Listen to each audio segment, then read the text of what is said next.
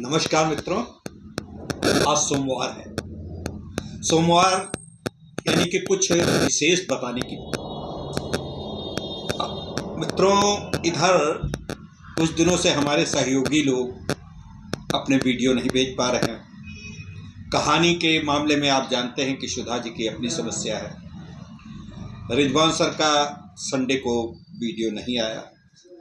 हाँ, इस बीच में शॉर्ट वीडियोस हमारे सरवत भाई लगातार भेज रहे हैं और अच्छे वीडियो आ रहे हैं।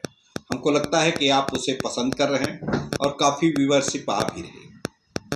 आज हम कुछ ऐसा आपको बताना चाहते हैं कि कुछ गुजरने की चाहत हमारे में। मित्रों, हम एक बात देखते हैं कि हमारे अंदर जब हम कुछ करने की बात सोचते हैं तो हमारे अंदर एक जुनून नहीं आता है, और जब तक जुनून नहीं आएगा तब तक हम अपने लक्ष्य को प्राप्त नहीं कर सकते। और लक्ष्य को प्राप्त करने के लिए हम ये नहीं आपसे कह रहे हैं कि लक्ष्य को प्राप्त करने के लिए आप अंदर भटकाव करें, आप अंदर दिक्कतें महसूस करें, या अपनों को दूसरे जो हैं, अपने परिवार को, अपने समाज को, अपने गांव को, अपने किसानों को, अपने उद्योग के सहकर्मियों को, अपने कार्यालय के सहकर्मियों को भूल जाएं। ऐसा मैं नहीं कह रहा, उनसे भी समन्वय स्थापित कर लिए, लेकिन परम लक्ष्य, परम जो उद्देश्य आपका हो, परम प्रयोजन हो, वो लक्ष्य के ऊपर केंद्रित होना चाहिए। और लक्ष्य आप बड़े बनाइए। लक्ष्य जरूरी नहीं कि आप ऐसे लक्ष्य बनाइए जो सबके लक्ष्य हो। आप बड़े ऐसे लक्ष्य बनाइए जो दुर्लभ हो, जो जिसे किसी ने नहीं किया हो। अब आप कहेंगे कि जब किसी ने नहीं किया है, हम अगर वो लक्ष्य बनाएंगे तो हम कैसे सफल होंगे? अगर यही सब हमारे वैज्ञानिक सोचते तो कभी कोई क्या सोच सकता था कि चंद्रमा पे कोई पहुंच सकेगा? कोई सोच सकता था मंगल ग्रह के ऊपर हम अपना रोवर पहुंचा सकेंगे? कोई क्या कभी ये सोच सकता था कि एक एक दिन में हम 70-70, 80-80 किलोमीटर सड़कें बना रहे हैं? ये संभव हो सकता था? ये टेक्नोलॉजी की वजह से हुआ। ये टेक्नोलॉजी और हमारे संकल्पों के बीच का समन्वय है। जब हम संकल्प करते हैं तभी तो हम किसी लक्ष्य को प्राप्त करने का प्रयत्न करते हैं, और प्रयत्न करने के लिए उसके साधन इंफ्रास्ट्रक्चर जुटाते हैं। इंफ्रास्ट्रक्चर जुटाने के लिए हमको कड़ी मेहनत करनी पड़ती है, हमको उसी में खो जाना पड़ता है। जब आर्किमिडीज ने जब सिद्धांत सोचा होगा तो उस गुरुत्वाकर्षण के सिद्धांत को खोजने में, या जो हमारे बल्ब या जो भी वैज्ञानिक आविष्कार हो, उनको जब वैज्ञानिक को करता है तो दुर्लभ होता है। जब किसी सामान्य व्यक्ति से पूछो कि ऐसा हो सकता है।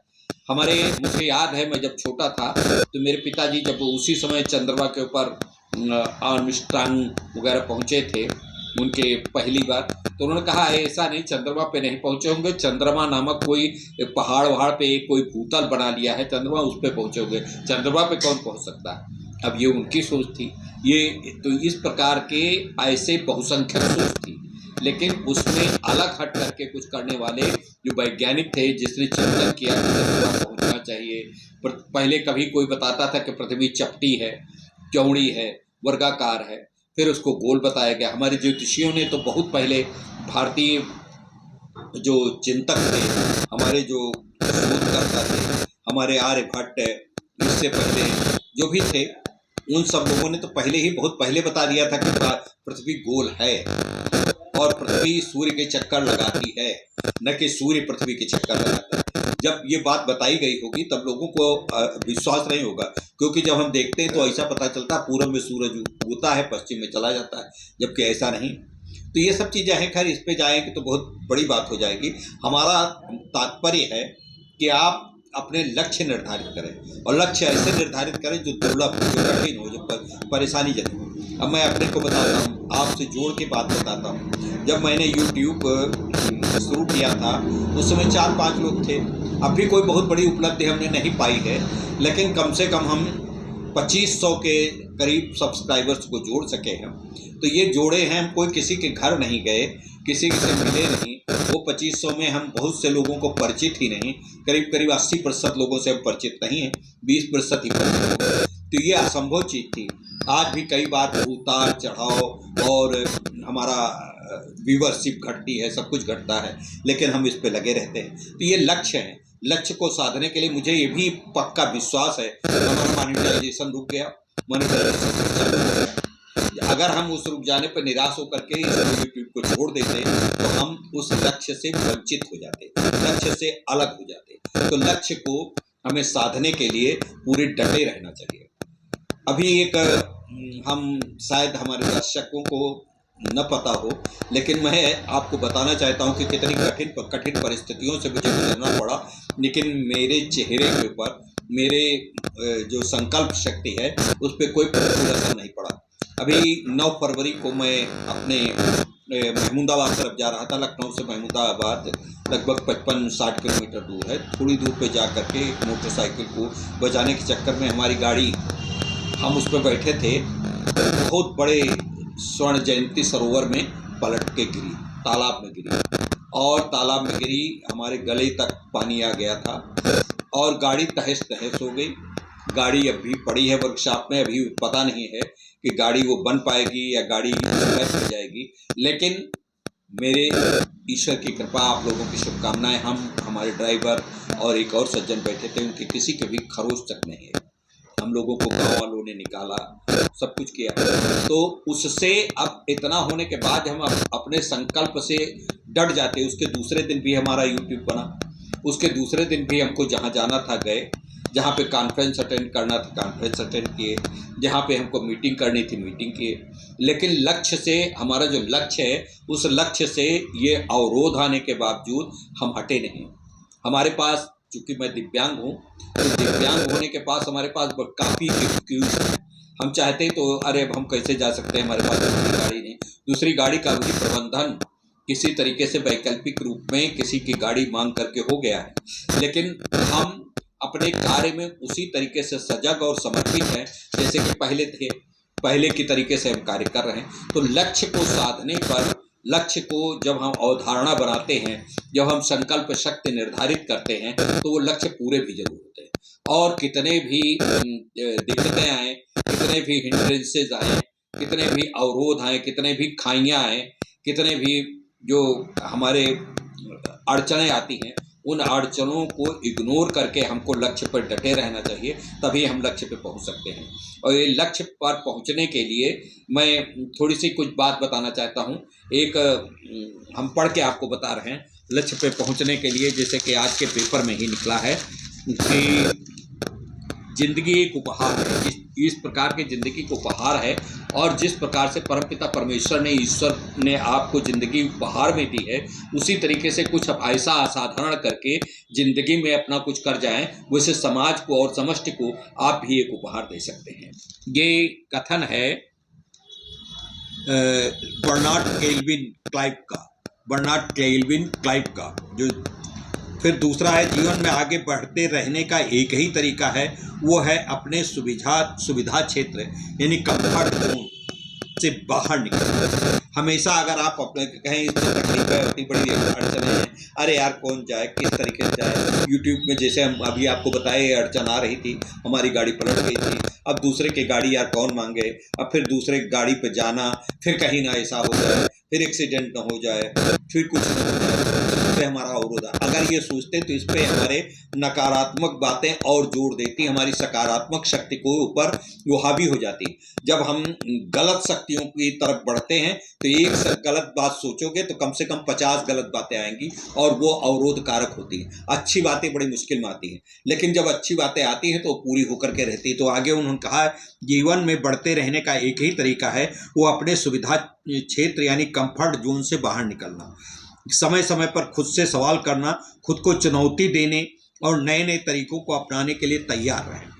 आज जीवन सुरक्षित दायरों के बाहर है, खुद को नए अनुभवों तक ले जाना ही हमें आगे बढ़ाता है। तो जब हम नए अनुभव करते हैं तब आगे बढ़ते हैं, और जब तक हम नए अनुभव नहीं करेंगे तब तक हम आगे बढ़ ही नहीं सकते। इसी तरीके से आगे कहते हैं, हम जिस दुनिया में रहते हैं वो लगातार बदल रही है। देखिए कितनी बड़ी बात है। कभी हम बैलगाड़ी पर चलते थे, कभी हम आदि काल में थे तो हमारे पास नंगे नंगे रहते थे, पत्ते ढक करके हमने फिर सीखा, फिर पत्थरों से अग्नि पैदा की, पत्थरों पे रगड़ करके। तो इस तरीके से बढ़ते रहे सुविधाओं जोन से आगे। दुनिया पिछले हर क्षण को अगला हर क्षण बदल देता है, ये मान के चलिए। तो अगर हम सुविधा वाली चीज़ों पे रहेंगे तो हमारा अवरोध होगा, हम आगे बदल नहीं सकते। कभी भी ज़माना बदल नहीं सकता था। आज हम कोई सोच सकता है कि उत्तर प्रदेश में मतलब इतने ज़्यादा हवाई अड्डे बन जाएंगे, कुशीनगर में, फलाने जगह पे, ढिमाके जगह पे, मतलब 50-50, 60-60 किलोमीटर के हवाई अड्डे बन रहे हैं। कभी सोच नहीं सकता था। आज एक जो हवाई चप्पल पहनने वाला हवाई जहाज पे चलने को सोच सकता है, क्योंकि अब धन की कमी नहीं है व्यक्तियों के पास। तो ये सब सोचने के लिए, लक्ष्य निर्धारण करने के लिए कुछ भी कठिन नहीं है, ये बात हमको सोचना है। मित्रों, एक बात है, हम जब इतनी बड़ी बातें आप लोगों के लिए इस अपने कंटेंट आपको देते हैं, अच्छी अच्छी बातें बताते हैं, कहीं नकल नहीं करते, किसी दूसरे को चुराते नहीं। हमारे जो क्रिएटर्स हैं वो भी बड़ी मेहनत करते हैं। हम लोगों से जा करते हैं, डॉक्टरों से, बड़े बड़े डॉक्टरों से आपके स्वास्थ्य के विषय में पूछते हैं, उनसे प्रश्नोत्तर करते हैं। फिर जब आप उसको व्यूवरशिप नहीं बढ़ाते, देखते नहीं, तो हमें बड़ा दुख होता है, हताश होते हैं। लेकिन हताश होकर के अवरोध नहीं, हम कहीं रुकावट नहीं महसूस करते हैं। आपसे चाहते हैं कि आप हमारा थोड़ा सपोर्ट करें, सब्सक्राइब करें, व्यूवरशिप बढ़ाएं, अपने दोस्तों को जोड़ें, अपने मित्रों को जोड़ें, आप अपने साथ के लोगों को बताएं। ऐसा नहीं है कि हमारे जितने ये यूट्यूब के जितने हमारे एपिसोड आते हैं उनमें कोई रबिश कुछ न कुछ आपको सकारात्मक और क्रिएटिविटी वाली बात मिलती है और आपको प्रेरित करने वाली बात मिलती है। ये दिव्यांगम चैनल है, लेकिन दिव्यांगों के लिए ही नहीं है, दिव्यांगों के लिए भी है न, सबके लिए है। हम बेरोजगार युवाओं के लिए है, बेरोजगार युवतियों के लिए है, रोजगार से हमारी जो गृह स्वामिनी है उनके लिए है, घर जो हाउस वाइफ है उनके लिए है। तो उनके लिए बहुत सी बातें हम बताते हैं। कहानियों में भी हमारा सकारात्मक संदेश श्रीमती सुधा सिंह जी देती हैं। आजकल सुधा सिंह के परिजन, मतलब उनका भांजा बीमार बहुत है, इसलिए वो रेगुलर नहीं आ पा रहे हैं। इसकी आपको कई फ़ोन भी आए हमारे पास, कई कि क्यों सुधा जी को क्यों नहीं आ रहा है। तो उसके कारण हैं, हर व्यक्ति की अपनी कुछ दिक्कतें आ जाती हैं। जब दिक्कतें आ जाती हैं तो उसमें आपका सहयोग और आपका हमें प्रोत्साहन है, हमें उन कठिनाइयों को, उन दिक्कतों को सामने करने का शक्ति देता है। तो मित्रों, हम क्या आपसे अपेक्षा करें कि आप एक लक्ष्य को निर्धारित करेंगे और आगे बढ़ने का एक जज्बा और जोरों से बढ़ाएंगे, लक्ष्य को अपने पाने के लिए संकल्पबद्ध रहेंगे और संकल्पों से सिद्धि की ओर आपको बढ़ना है। इसी एक आग्रह के साथ, इसी निवेदन के साथ मैं आज की बात यही समाप्त करता हूँ। नमस्कार, फिर मिलेंगे कल, आप फिर देखिएगा। नमस्कार।